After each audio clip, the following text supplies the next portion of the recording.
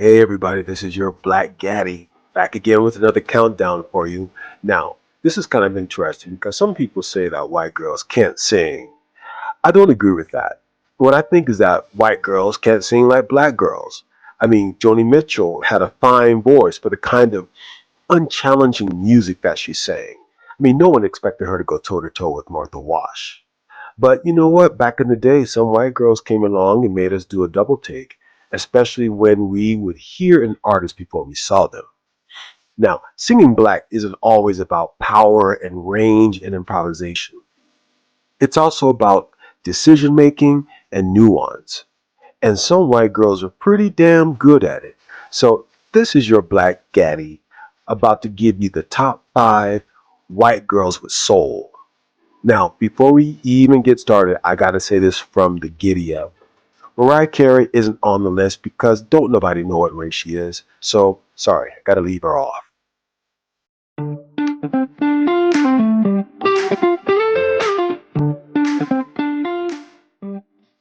Number 5, Alison Moyet. As part of the British alternative group Yaz or Yazoo, I would hear their songs on the radio, songs like Situation and Don't Go, and not only could I not figure out Moyet's race, but I didn't know if it was a man or a woman doing the singing. She had a deep, husky voice with a lot of power, so I was a little shocked when I first saw this heavy-set white woman in the video on MTV. She had some powerful, soulful vocals with the way that she sang. And I know that after she left Yazoo, she still has some success as a solo artist in Europe, and she also lost a lot of weight. But I remember Allison as that woman with the big, powerful voice, a white girl with soul for sure.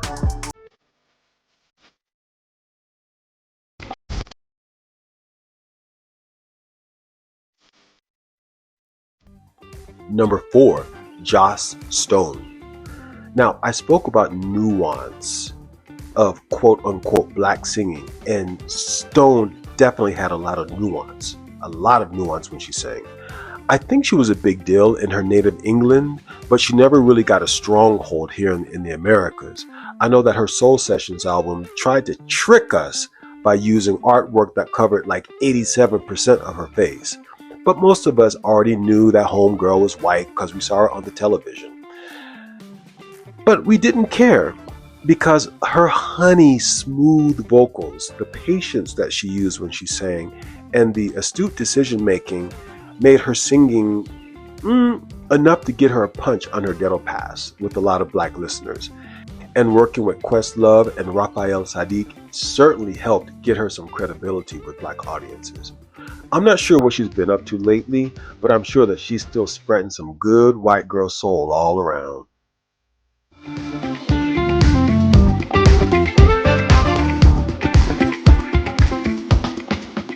Though Taylor Dayne was born in Manhattan, she is a Long Island girl through and through. She got the big hair, the flashy colors, the bedazzled jackets, and a huge mouth from which came a lot of huge sounds. Now, Taylor had a big booming voice and backed it up with a lot of like attitude when she sang. She was the product of the MTV age. So we knew that she was white when her first video came out. I think her dancing gave it away too, but we certainly loved her powerhouse vocals. She had a plethora of Hot 100 hits, and at least one of her singles, I think it was I'll Always Love You, almost cracked the top 20 on the black charts. Now, that's instant credibility for any singer. Taylor's star fell pretty quickly after all those hits that she had, but she left us with some greasy, delicious, pickle pig's feet hits that only a white girl with soul can give us.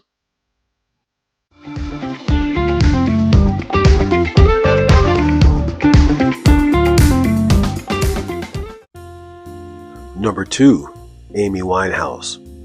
Now, when Rehab came on the TV, I looked Amy Winehouse dead in her face, and I simply could not figure out what was going on. It was like she was from another planet.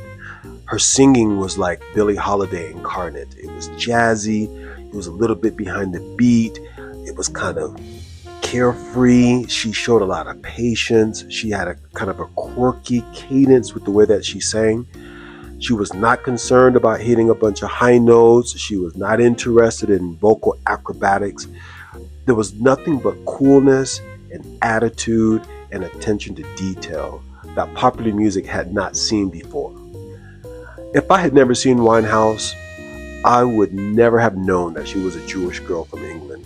I'm sure that I would have been more likely to bump into her at a Popeye's Chicken than a Piccadilly Circus. Anyway, she was legendary, and she is definitely the epitome of white girl soul.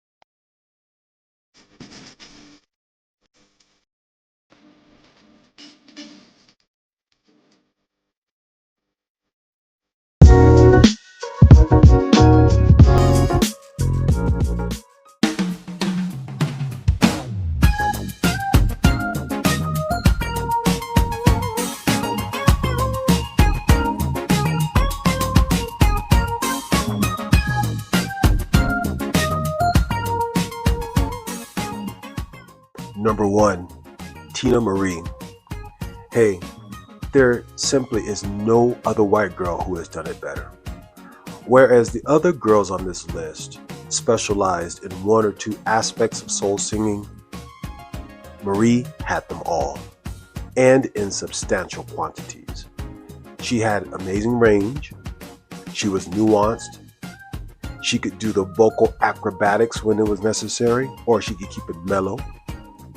She had immaculate musical instincts that white artists like Robert Plant and Madonna emulated, but black people are simply born with.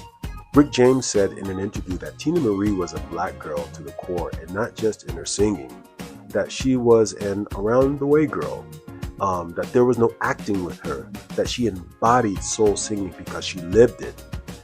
Teena Marie proves that good things come from California.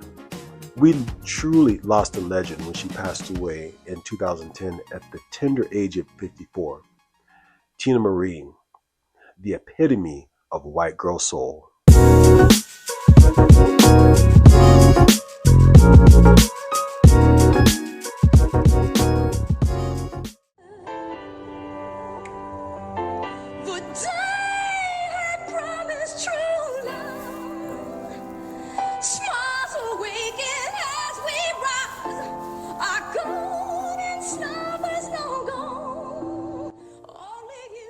Kudos to Miss Lady T, Teena Marie, for coming in at number one on this list of white girls with soul.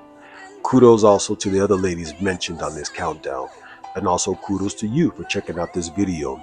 Don't forget to hit that subscribe button, to like the video, and to share with your friends. Hey, this is your Black Gaddy, over and out.